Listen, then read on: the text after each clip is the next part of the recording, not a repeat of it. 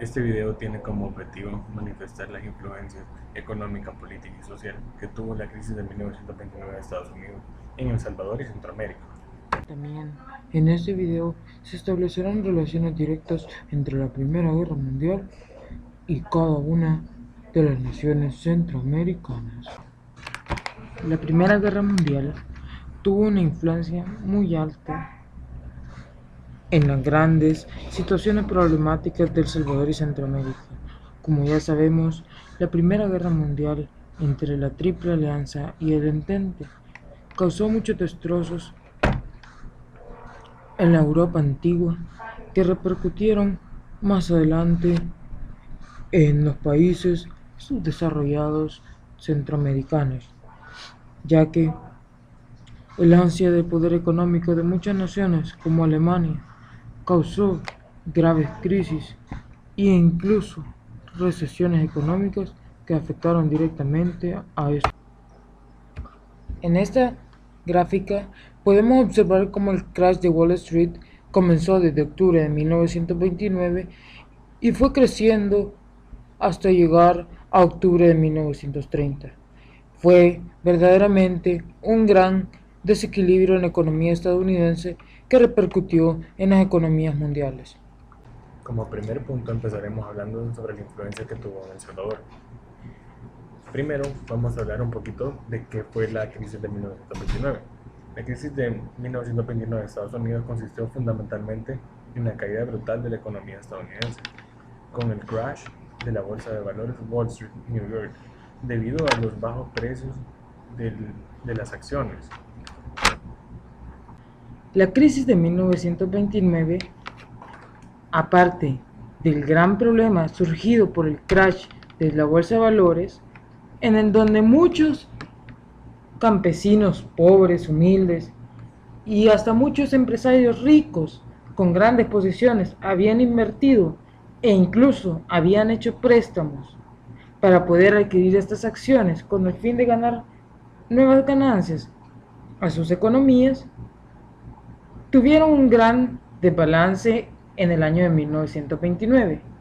La población, al perder sus inversiones y al desbalancear su economía, manifestó muchos problemas sociales. La población, aturdida por esta situación, parecía esqueletos andando. Parecían personas sin esperanza, sin voz, sin razón. La crisis había llegado a sus vidas. Lo más básico, la alimentación, estaba en peligro. En un país industrializado como los Estados Unidos de América, con muchas reservas naturales para poderse explotar. ¿Qué le había pasado a la gran economía? ¿Qué le pasaba al gran monstruo económico, a la principal potencia económica del siglo XX? Muchos de los obreros campesinos hacían largas colas por alimento, largas colas para poder satisfacer lo más básico, ya que carecían de todo. Esto era una situación que se vivía en los países más industrializados, pero ahora veremos cómo esta situación afectó directamente en El Salvador y Centroamérica, naciones de baja industrialización y en vías de desarrollo que, dependientes de Estados Unidos, sufrieron grandes problemas. La repercusión más grande que tuvo la caída de la bolsa de valores de 1929 en Estados Unidos en El Salvador fue precisamente la baja de los precios del café, bajó un 45%. Esto hizo que muchos terratenientes que tenían un sinfín de tierras, la cual era hogar para darles trabajo a muchos campesinos, empezaran a despedir a los campesinos debido a la baja de los precios del café. Esto causó que muchos campesinos quedaran en desempleo. Todo esto, toda esta crisis iba causando que hubiera un descontento en los campesinos. Así que Feliciano Ama en el occidente salvadoreño iba a unir a todos los campesinos para hacer una revuelta, para manifestarse en contra de los grandes terratenientes.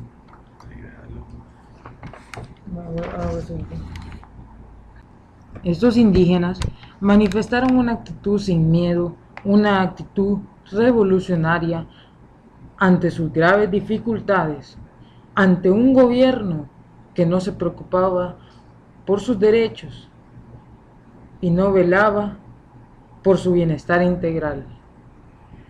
Era un gobierno autoritario, el gobierno del general Maximiliano Hernández Martínez.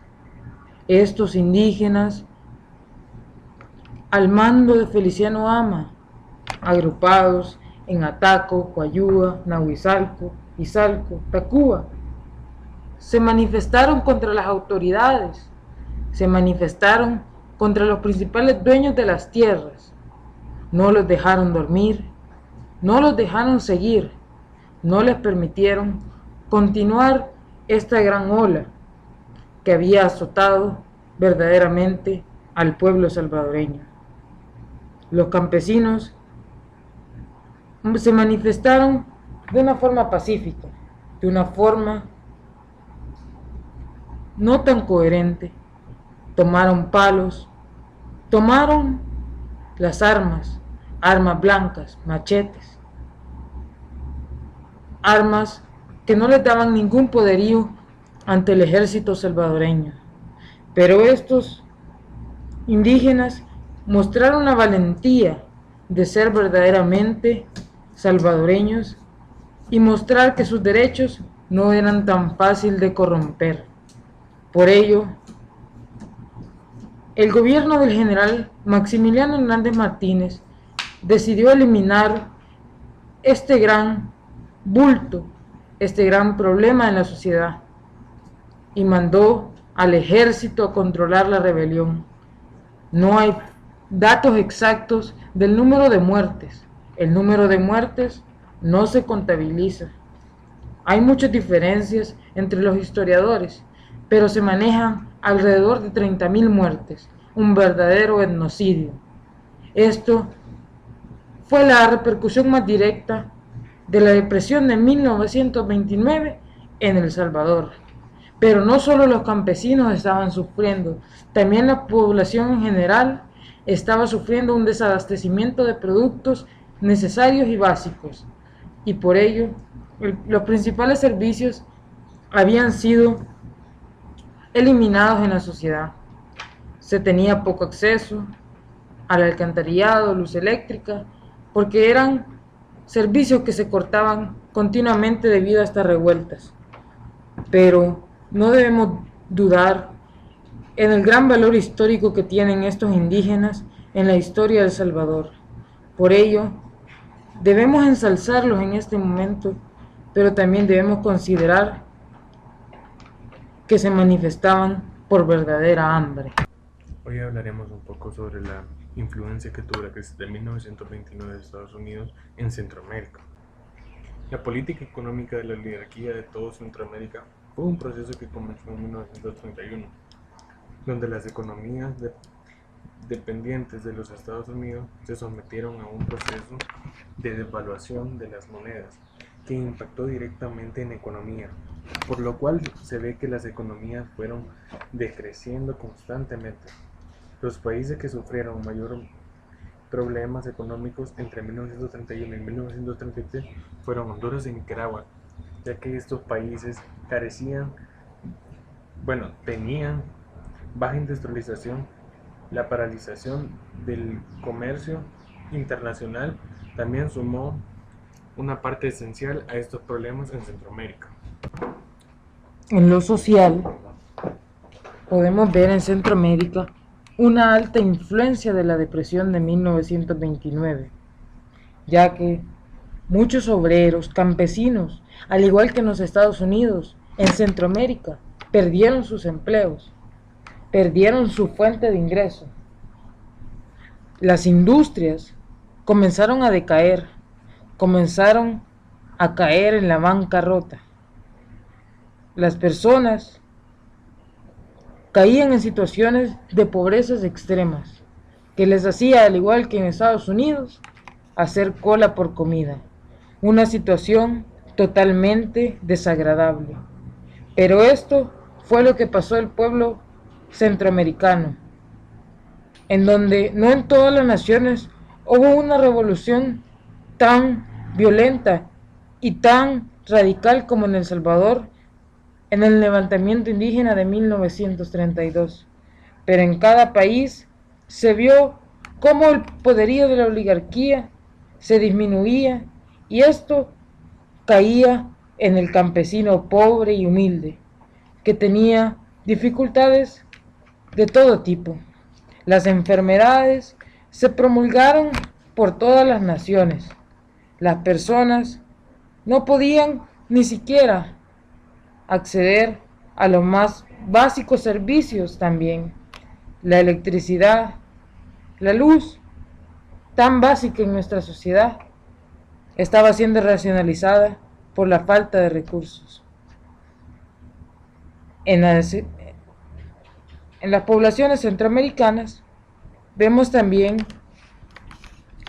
que las personas mayoritariamente dependientes de los cultivos de frutas, verduras, hortalizas, de café, perdieron básicamente todo.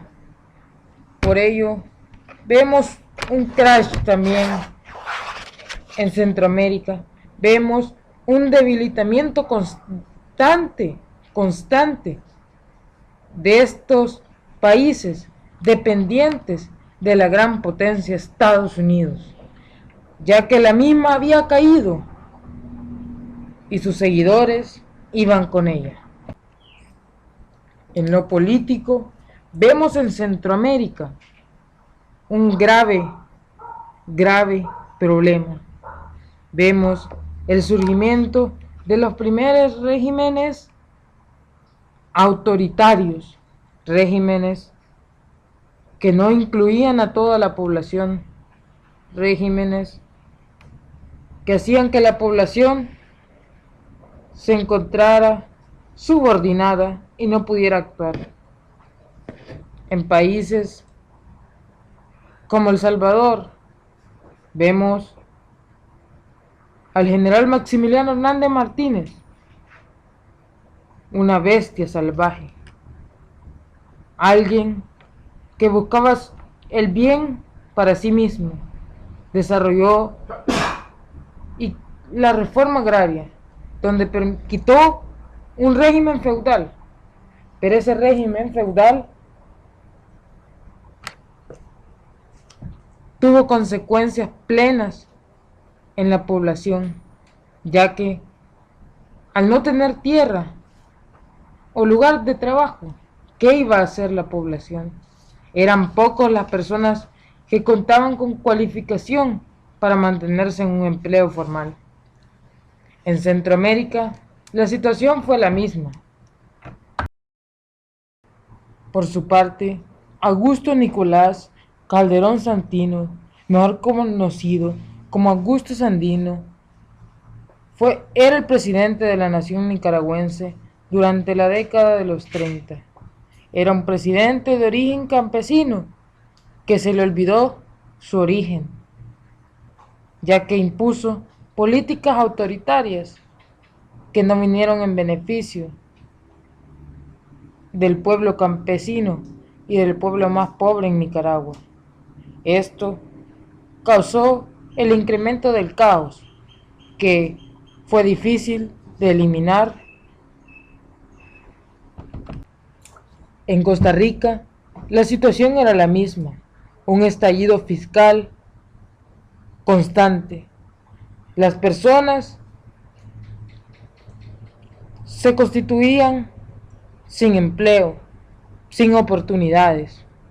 El país, al mando de Ricardo Jiménez, el presidente costarricense liberal de los años 30, soportó múltiples manifestaciones obreras que terminaron por acabar luego de este periodo de crisis, pero esta nación, ahora muy desarrollada, fue en este momento una de las naciones que sufrió la crisis, ya que dependía económicamente de los Estados Unidos, ya que era un centro de actividad de la United Fruit Company.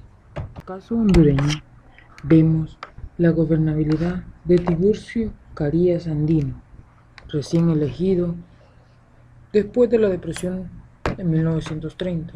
Lo vemos aparecer en 1932. Vemos en esta nación centroamericana una situación terriblemente caótica. Vemos una dependencia de la United Fruit Company. El gobierno dependía de esta multinacional para crecer, para seguir. En el caso de Guatemala, estaba bajo una dictadura militar del general Jorge Ubico Castaneda.